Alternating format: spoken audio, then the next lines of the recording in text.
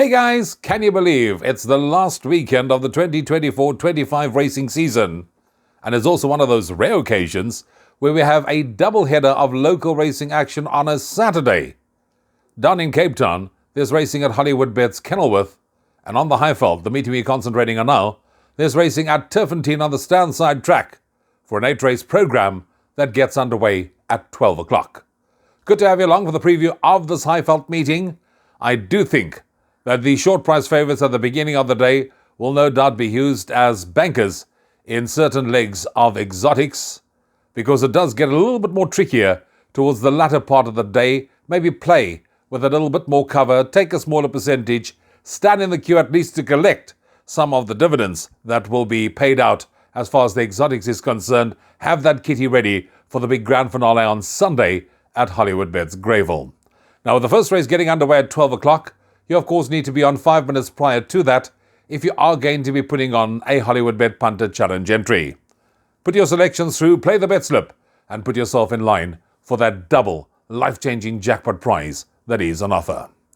First race on the programme on Saturday at Turffontein is a maiden juvenile plate where 12 runners will face the starter at the 1160 metre mark.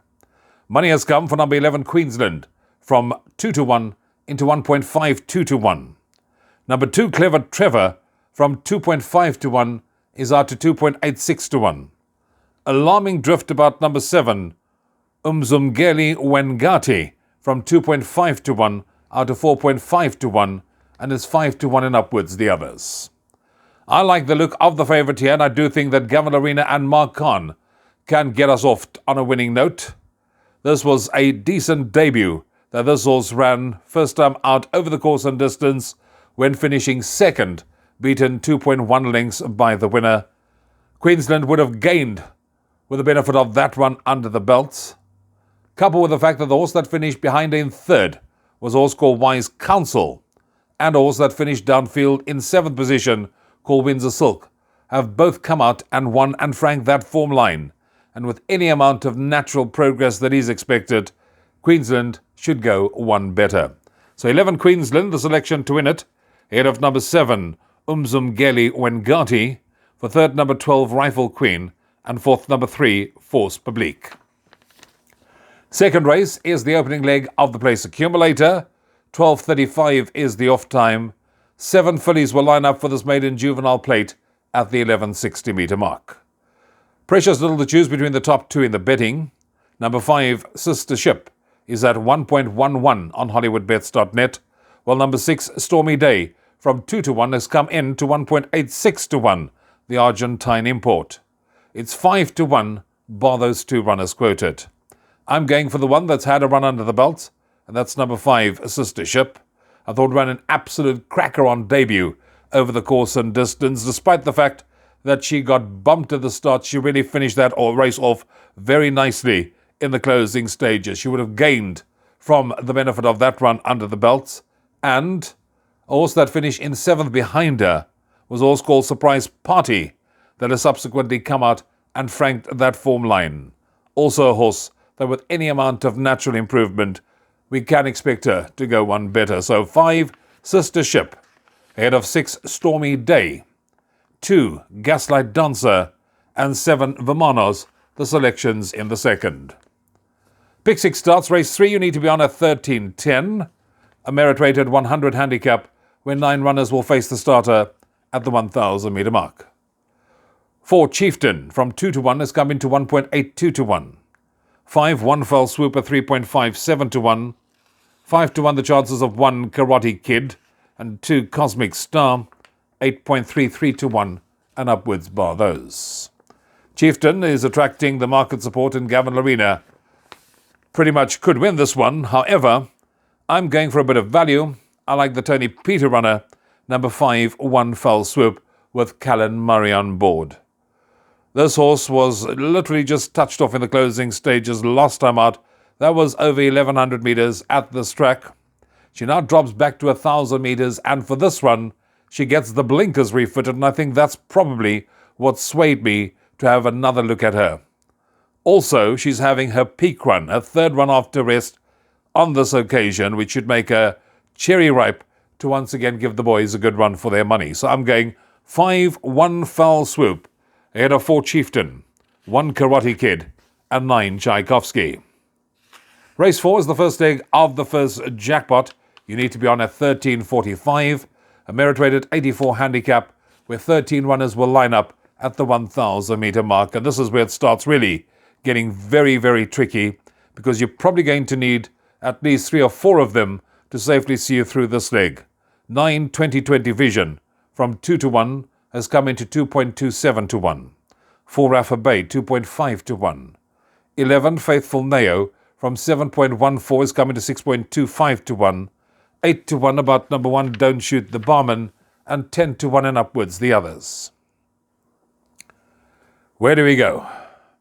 9 2020 Vision up in class. Rafa Bay got a £6 penalty, got more to do for that victory, and with the fact that she's now up £6 in the rating, must admit, having had a good look at this race, I like the look of number 1 Don't Shoot the Barman. This horse is always there or thereabout, and coupled with the fact that Don't Shoot the Barman is 3.5 kilos better off at the weights with number 4 Rafa Bay for a 3-length beating, which means that Don't Shoot the Barman should theoretically turn the tables. Also, Don't Shoot the Barman will be up there from the get-go and will be staying on in the closing stages and could be saying, come and catch me if you can. So I'm going 1 Don't Shoot the Barman, looking for a bit of value, 8 to 1. We can't get hurt. Ahead of 4 Rafa Bay. For third, I'm going for number 3 Espinoza, and fourth, number 9 2020 Vision. Race 5, first leg of the second jackpot. Merit-rated 78 handicap, fillies and mares, 10 runners over 1,800. F&M means field and more, and that's probably what you're going to need to safely see you through race 5 on the card. It's wide open. 3.33 to 1 each of 2 LMB and number 3 Art Nouveau are both at 3.33 to 1. 4 Wagram are 3.57 to 1. Their numbers 1 and 6 are both at 6.25 to 1, and it's 7.14 to 1 and upwards the others. Where do we go? If you were to push me for an outright selection, I can tell you this much. I was really umming and eyeing about who to go with, because you pretty much could make a case for about 5 of the 10 runners in this race. If I'm really being held to ransom, I'm going to side with Sean Terry and Pierre Stradom, hopefully to end off on a winning note before Pierre goes into retirement, and go with number 2 LMB. I do think that this horse is overdue another win. He's got solid recent form. If you look at the form, that last run you'll see will be doing his best work late in the closing stages of the race. Normally finishes off very nicely, and that's the kind of run that I'm expecting from LMB. Was beaten just over a length last time out, and I do think can go one better this time round. So, week first choice, number 2 LMB ahead of number 3 Art Nouveau. 6 I'm an Angel, and 4 Wagram are the selections in race number 5. Moving on to race 6 on the card, it's a merit-rated 85 handicap, a race for fillies where 10 runners will line up at the 1,800 metre mark, and a field of 10 of them, as I said, again, one of those wide-open affairs. Number 2 Demiako's Jet is at 2.86 to 1. Number 4 Kiss Houghton is at 2.86 to 1. 4.55 1 Last Car to Pass, and 5 Accept Cookies at 4.55 to 1 and 5.56 to 1 and upwards the others. I like number 2 DeMarco's Jet. Calvin Abeb Waishang Mowing from pole position. This horse has been a model of consistency. And if one sort of looks at that last run, and I went to go and watch it again, over-raced in the early stages of the race, but was staying on nicely at the business end when finishing second, beaten 2.7 lengths by the winner. That winner, It's Her Way, has subsequently come out and won again since then. This also happens to be Wyoming's only runner on the day, so I'm siding with 2 Demiako's Jet, ahead of 1 Last Car to Pass, 6 Free in Seattle, and 5 Accept Cookies as my selections in race number 6.